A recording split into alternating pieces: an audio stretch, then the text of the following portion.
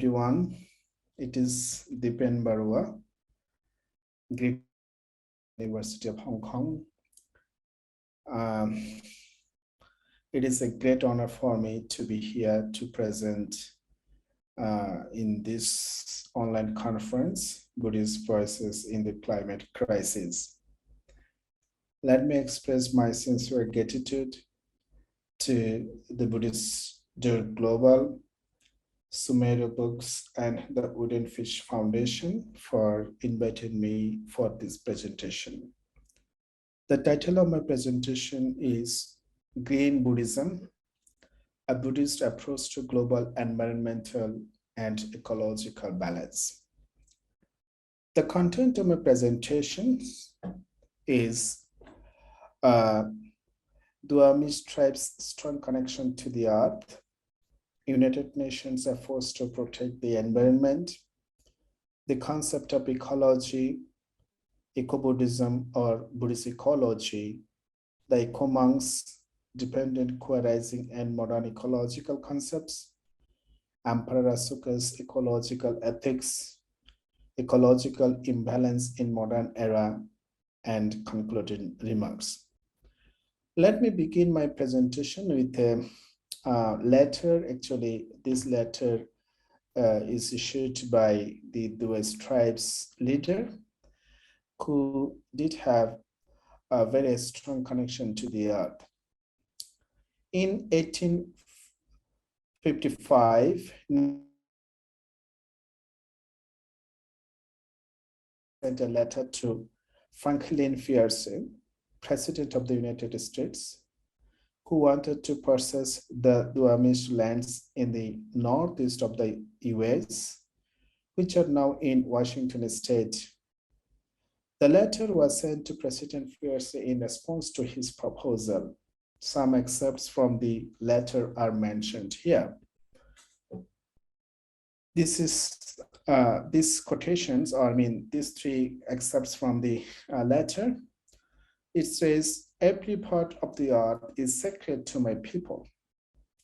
Every shining pine needle, every sandy shore, every mist in the dark woods, every meadow, every humming insect, all are holy in the memory and experience of my life, experience of my people. The rivers are our brothers. They quench our thirst. They carry our canoes and feed our children. So you must give the rivers the kindness that you'd give any brother. This we know, the earth does not belong, man belongs to the earth. All things are connected like the blood that united us all. This last sentence actually is very important for my presentation. It is because, as the sentence says, all things are connected like the blood that unites us all. All things are connected. Soil, earth, water, even river, all these are connected. So Buddhism also says that all these are interconnected, interdependence. The world, the environment is interconnected, interdependence. So this is the main theme of my presentation. So from the letter, it shows that the Native Americans had a strong connection to the earth. They didn't understand the concept of property. They didn't say that this earth is their own property. Rather, they believed that the earth to own humankind. Global warming is an important issue facing mankind. Today's mankind, how this is, they're facing this global warming. Due to climate change caused by global warming, this earth is now facing the threat of extreme and unprecedented natural disasters. In today's world, the ecological balance is being disturbed due to the reckless, short-sighted, and irreversible activities of mankind. Global warming in particular is threatening the stability of the natural environment. As a result, global warming has become a threat to mankind. This is the continuation of the previous slide. As you see here, all the rich and poor countries of the world have become more or less terrified because of the climate change. Because the climate change caused by global warming will not only disturb the normal way of life of mankind, there is a possibility of extinction of a large number of people in the world. As a result of global warming, not only mankind is facing destruction, but the existence of numerous plants and animals is also endangered. The United Nations efforts to protect the environment, as you know that United Nations has taken a number of steps to protect the environment, to reduce the global warming and many things as we see here. Various efforts are being undertaken by the United Nations to protect the environment and bring the ecosystem back into dynamic balance. For example, the creation of the Intergovernmental Panel on Climate Change, which was established in 1988, the Rio de Janeiro Earth Summit in Brazil, the Kyoto Climate Change Conference in Japan, the Bali Climate Conference in Indonesia, the Copenhagen Climate Conference in Denmark, the 2021 United Nations Climate Change Conference in Glasgow, etc. So these all are the conferences mostly taken place in different countries and organized by the United Nations to address the issue of climate change. Various countries taken extraordinary steps. Even apart from the United Nations, many other countries have also taken some steps, so are called extraordinary steps. What are the steps? As we see here, the Maldives government on October 20th, 2009, they organized a meeting at the bottom of the sea, all right? And the cabinet meeting at the top of Mount Everest by the Nepal government on December 8, 2009. So these are some extraordinary steps taken by various countries, all right, to address the issue of global warming or climate change. So now come to the concept of ecology. Ecology. How do you understand the ecology? The ecology, German biologist Ernest Haeckel in 1869 and scientist Tanzler in 1935, respectively, used the term ecology or ecosystem for the first time. The concept of ecology is that an organism cannot survive without the help of other organisms and the environment. If regulatory conditions such as light, air, water, temperature, climate, weather, food, etc. exist in a certain order through the interdependence of organisms with organisms with the environment, then an ecological balance is established in the living world. If there is imbalance condition in the ecosystem, natural disasters occur. The existence of the living world is in jeopardy. Let's come to eco-Buddhism or Buddhist ecology. Ecology and Buddhist ecology, all right? So this is, of course, a kind of unique term we are using in the world in current time today. So what is Buddhist ecology? Or why Buddhism is so-called eco-Buddhism or eco-friendly Buddhism? Why? Because by learning from the life and teachings of the Buddha, many environmentalists throughout the world have launched a movement called eco-Buddhism or Buddhist ecology to protect the planet, nature, environment, and human society from climate change. It is known from the life history of the Buddha that Buddha loved nature and forest very much. The significant events of the Buddha's life took place in nature, the forest. For example, Siddhartha Gautama was born in a garden in Lumbini. attained Buddhahood in Uruvela forest in Bodh Gaya. After attaining Buddhahood, he gave his first sermon in the forest of Meghalaya in Sarnath. He attained Mahaparinibbana at the age of 80 under the Shala tree in Kushinagar. And for 45 years after attaining Buddhahood, all the viharas from which he preached his Dhamma were located in forest or away from the locality. The importance of forest in Buddhism. The importance of forest has been recognized in Buddhist texts, such as the Sutta Pitaka, the Vinaya Pitaka, the Dhammapada, the Theragata, the Therigata, the Jataka, etc. Even in the Pachatya text of the Vinaya Pitaka, it is mentioned that cutting up plants and vines is a Pachatya offense for monks and nuns. During the rainy season, the Buddha asked the monks who wandered in the remote areas of the forest to stay in the monastery for minimum 3 months, of course, for a period of time. It is mentioned in the Petavattu that it is a treacherous act to break the branches of a tree that provides a place to sit, sleep, and shade. The Buddha realized the need for close harmony with humans, animals, and planets. So Buddhism is an eco-friendly religion. Because of all these things in text, as you find that Buddha realized the need for close harmony with humans, animals, and plants, so that Buddhism is called an eco-friendly religion.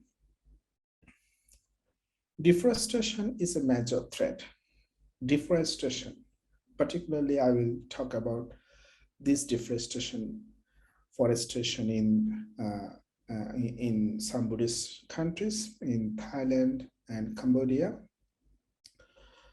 So deforestation is a major threat in these 2 countries.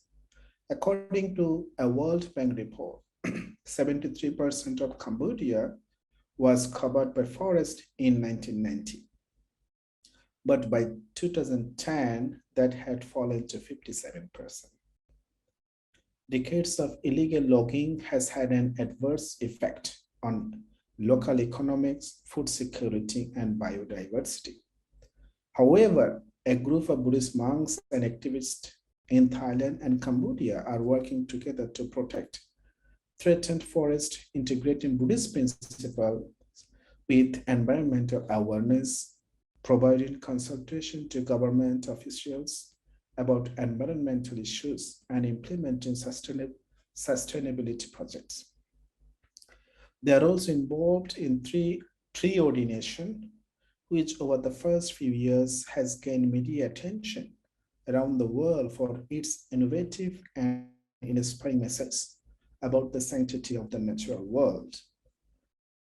The eco-monks, the monks who were actually fighting in Cambodia and in Thailand to protect environment. So they are known to be eco-monks. So these eco-monks insist that they simply want to promote awareness of dependent querising as taught by the Buddha. All things exist through complex causes and conditions, which in turn become the causes and conditions for other phenomena. From this perspective, the world is a vast web of interdependence in which human and environmental well-being are inseparable. This is the ultimate objective of the eco-monks. The ultimate objective is to protect the forest and trees for the well-being of the environment, while also eliminating mental defilements and relieving human suffering. So this is the main agenda for these eco-monks who are, fighting to protect the environment of Thailand and Cambodia. Dependent querising and modern ecological concepts. How dependent querising principles we can apply to protect our, environment. So this is one of the, my proposal, all right, from the perspective of Buddhism. Mentioning the principle of the dependent querising, we can say that nothing in the world is independent. Everything is conditioned. Everything is dependent on each other. Just as there is interdependence between nature and mankind, there is also interdependence between mankind and animals. No one can live alone or in isolation.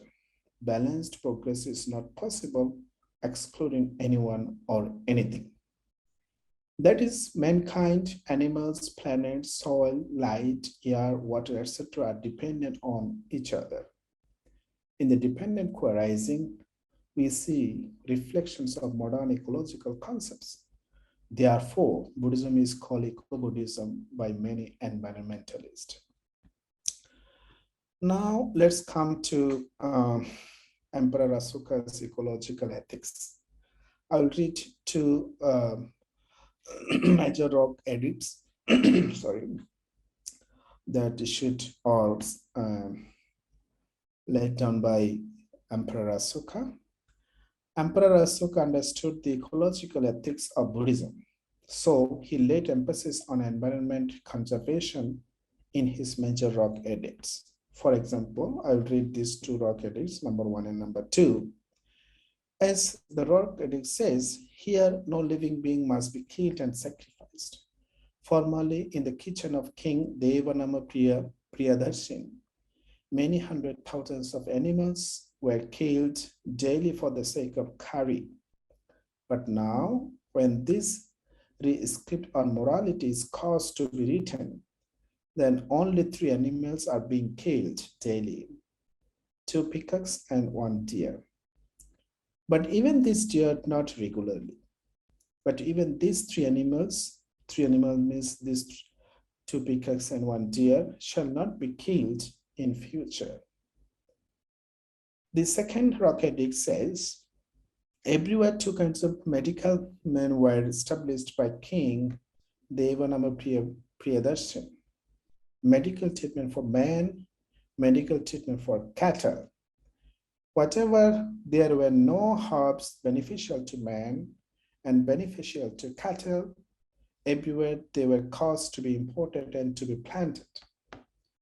Likewise, wherever there were no roots and fruits, everywhere there were caused to be imported and to be planted. On the roads, trees were planted and wells were caused to be dug for the use of cattle and man. So these rock edicts actually re-scripted by Emperor Asoka. We can see in his rock edicts that he followed the ecological ethics of Buddhism. Okay. Ecological imbalance in modern era.